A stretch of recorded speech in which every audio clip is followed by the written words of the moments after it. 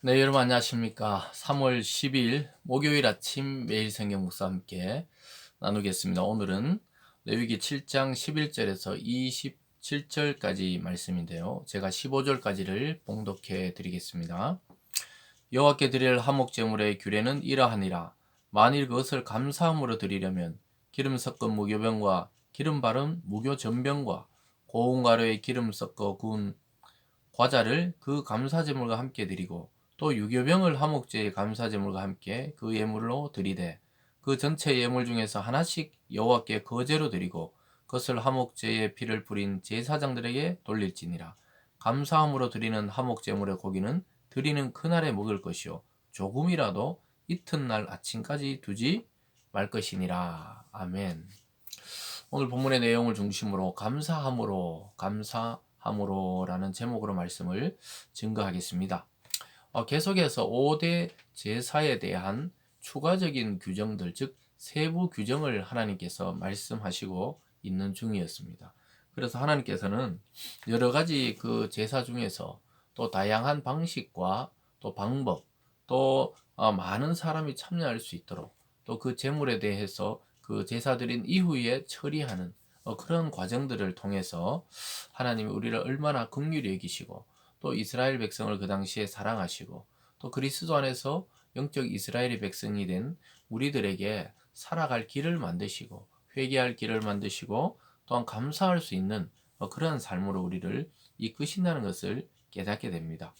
그래서 드리는 방법이 나오고요. 오늘 그것을 화목제는 특별히 이웃과 나눌 수 있는 그러한 제사였습니다. 축제 같은 제사다. 이렇게 앞에서 말씀드렸죠. 그래서 이 고기를 나누는 방법 또는 또 고기를 나누는 방법 중에서 금지 상황 뭐 이런 것들을 오늘 좀 담고 있는데요. 첫 번째로 보면은 감사의 화목제에서 나오고 있습니다. 이 감사의 화목제의 핵심이 뭡니까? 하나님께로부터 받은 그런 이 은혜에 대해서 감사하면서 나누고 베풀고 이웃을 섬기는 그러한 제사라고 말할 수가 있겠습니다. 14절을 다시 보면요. 그 전체 예물 중에 하나씩 여호와께 거제를 드리고 그것을 화목제에 피를 뿌린 제사장들에게 돌릴지니 감사함으로 드리는 화목제물의 고기는 드리는 그날에 먹을 것이요 조금이라도 이튿날 아침까지 두지 말라 이렇게 말씀하고 있습니다. 그래서 이 제사장의 몫으로 돌아가는 것을 우리는 보게 되죠. 그래서 제사한 사람이 제사장에게 돌리고 또 나머지는 제사를 드린 예배를 드린 당사자가 가지고 가서 또 가족이나 또 자기 노비나 또 마을 전체 사람들과 나눠 먹을 수 있는 아주 귀중한 그러한 제사 방법이었죠. 그래서 이것을 통해서 우리는 이 감사함으로 나가야 된다. 그리고 당일 먹어야 된다. 이게 뭐죠? 이 음식을 긴급히 처리할 그런 규정이죠. 이 말은 자기가 계속 드린 것을 자기 혼자 그렇게 어, 먹고 마시고 그렇게 누리지 말고 이 긴급하게 이웃과 또 제사장과 이렇게 나누어 먹으라는 것이죠. 그래서 우리가 어떻게 보면은 우리 욕심으로 쌓아놓은 게 많지요. 때로는 물질도, 음식도, 옷도, 신발도 뭐 여러 가지 자세히 살펴보면은 굉장히 많은 것이 사용하지 않는데 1년 내내 사용하지 않고도 그냥 쌓아두는 경우들도 있죠. 이게 전부 이 어떻게 보면은 인간의 그 욕심이라 할까요? 또 미련함이죠. 그런 것을 빨리 나눠버려야 됩니다. 물론 뭐 쓰지 못하는 것을 나누라는 게 아니죠. 쓸 수 있는 것들이 있다면은 여러분들이 뭐 깨끗한 가방이나 신발이나 옷이나 이런 것들은 그냥 주위에 뭐 가족들하고 나눌 수도 있고 또 동생이나 언니나 또는 뭐 형이나 뭐 이렇게 나눌 수가 있는 것이죠. 그렇게 나눠버리는 것입니다. 그러니까 알고 보면 그게 아무것도 아니거든요. 오늘 이 감사제가 우리가 실체적으로 적용한다면 이 삶의 모든 것에 있어서 베풀고 나눌 수 있다는 것이죠. 우리가 꼭 뭐가 많고 또 뭘 쌓아놓고 이래서 나누는 게 아니죠. 그 사람의 마음의 중심에 그러한 사랑의 마음이 있다면 나눌 수 있는 것이죠. 예수님께서 그 작은 어린아이의 도시락, 보리떡 5개와 물고기 2마리로 5천 명을 먹였던 것은 그 작은 어린아이의 나눔의 정신, 또 하나님께 헌신하고 예수님께 헌신하는 그 사랑의 마음이 결국 수많은 그 5천 명이나 넘는 사람을 배불리 먹이게 되는 기적의 단초가 되었던 것입니다. 그래서 이 화목제사의 정신 중에 중요한 것은 우리가 감사함을 통해서 내 모든 것을 하나님께로 받았다는 그 감사의 표시로 이웃과도 나눔을 실천하는 것으로 드러나는 것이죠. 그래서 여러분의 삶에도 용서함과 간대함, 또 나눔과 베푸는 그런 삶이 있기를 주님의 이름으로 축원드립니다. 오늘 크게 두 번째로는 서원 제물과 자원 제물의 화목제를 보게 됩니다. 방금은 감사의 화목제고 그 다음에는 서원이나 자원하는 것을 말합니다. 그래서 서원과 자원은 입으로 이렇게 우리가 어떤 맹세를 한 것이고 또 뭐 자원해서 하는 것은 마음으로부터 이렇게 약속한 것, 뭐 이런 비슷한 내용인데요. 그것을 드리는 방법들도 비슷한데 먹는 방법이 달랐어요. 16절에 보면 그러나 그의 예물을 제물이 서원이나 자원하는 것이면 그 제물을 드린 날에 먹을 것이요 그 남은 것은 이튿날에도 먹되 그 제물의 고기가 셋째 날까지 남았으면 불사를 찌니 이렇게 말하고 있습니다. 그래서 이게 서원하거나 자원했을 때는 이 감사제와 다르게 당일날 끝내야 되는 것이 아니고 당일 또 먹고 그 다음날까지 먹을 수 있도록 이렇게 또 다른 이 방법을 사용하고 있죠. 근데 셋째 날에는 먹지 말라 그랬어요. 왜냐하면 그것이 이 지나서 상할 수도 있고 또 어떻게 보면은 하나님의 그 규제지요. 그래서 셋째 날 먹는 자는 그것이 오히려 저주가 된다고 이야기해요. 18절에 보면요. 만일 그 화목 제물의 고기를 셋째 날이 조금이라도 먹으면 그 제사는 기쁘게 받아들이지 않을 것이라. 드린 자에게도 예물답게 되지 못하고 도리어 가증한 것이 될 것이며 그것을 먹는 자는 그 죄를 짊어지리라. 하나님 왜 이렇게 했는지 우리 사실 구체적으로 잘 모르죠. 유통기한을 정해두시고 이틀까지는 먹되 3일째는 태워버려라. 이것을 왜 만드셨는지 우리는 모르지만 하나님의 규제죠. 아까 감사제와 다른 방식의 제사를 보여주는 것이고 그래서 이거는 순종을 보는 거예요. 어떻게 보면 하나님의 매뉴얼이죠. 매뉴얼대로 예배를 드리라는 것이죠. 매뉴얼대로 감사제와 또 서원제와 자원제 다르게 이렇게 드리라는 것은 순종을 의미하고 있습니다. 그리고 특별히 이 정결함에 대해서 그 셋째 날 만약에 그것을 먹는 자, 또 그것을 뭐 드린 자는 그 죄를 짊어진다.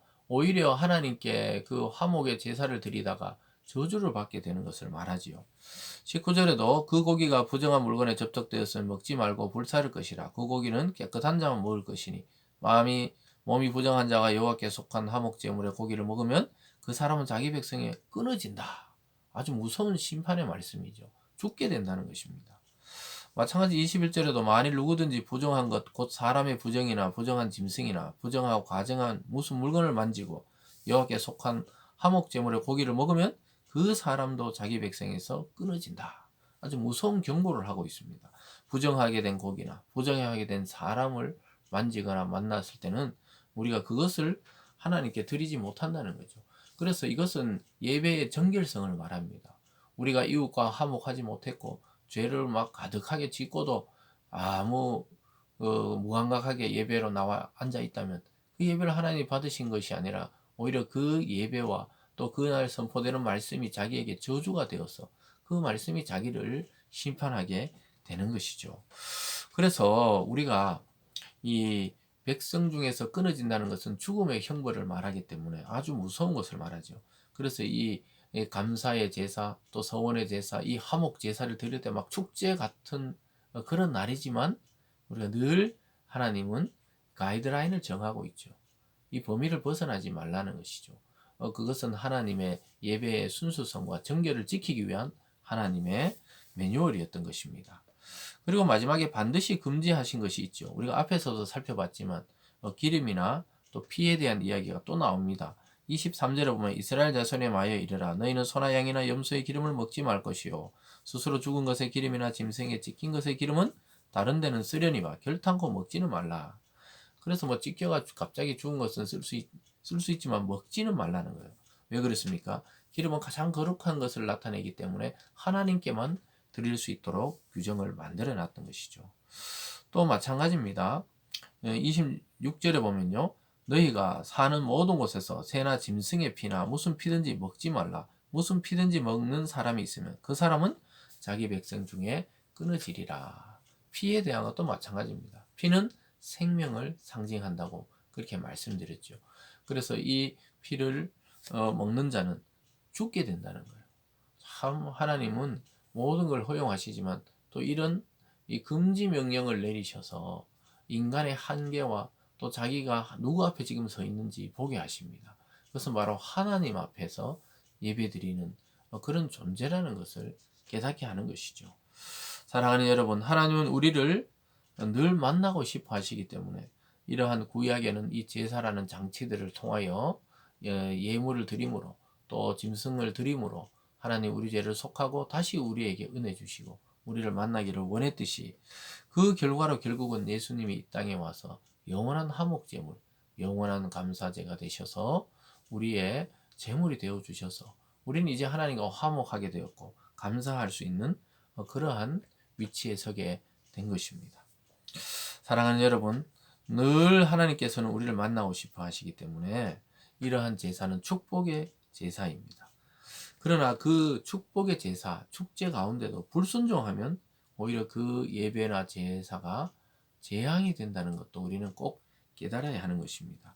결과적으로 이 모든 것은 감사함으로 하나님께 드리며 또 나의 본분이 무엇인지 알고 우리의 한계를 알고 여기 피나 기름을 먹지 말라 하시듯이 하나님의 그 말씀에 순종하는 마음으로 예배 가운데 나오고 또 우리의 모든 삶에서 그런 순종의 자세로 나아갈 때 하나님의 은혜가 또 하나님 자신이 우리와 함께 하시는 것을 깨닫게 되고 또 그것을 영원히 약속하고 있습니다. 오늘 이 아침 여러분 이 말씀을 듣고 또 깨닫는 것이 있다면 회개하고 하나님께 감사함으로 나가 영원한 하나님의 축복과 은혜를 누리는 그런 하루 되시길 주님의 이름으로 축원드립니다. 기도하겠습니다. 사랑의 하나님 아버지 감사합니다. 우리의 모든 삶과 예배가 감사로 마무리되고 감사로 시작할 수 있도록 우리의 입술과 삶을 인도하여 주시옵소서. 특별히 화목 제사를 통하여 하나님과 하나가 되고 이웃과 하나 되는 그런 기회를 주셨듯이 그리스도 예수 안에서 우리 모두가 그리스도 안에 하나 되고 또 나눔과 섬김과 베품의 삶을 실천하는 그러한 참된 주님의 백성 또 주님의 성도들이 다 될 수 있도록 인도하여 주시옵소서. 오늘 또 마음 아픈 자를 위로하여 주시고 또 육체가 아픈 자를 치유하여 주시고 구원의 감격이 떨어진 자에게 구원의 감격을 주시고 성령 충만함으로 모든 일에 승리하는 우리 성도들 되게 하여 주시옵소서. 감사드리며 예수님 이름으로 기도드리옵나이다. 아멘.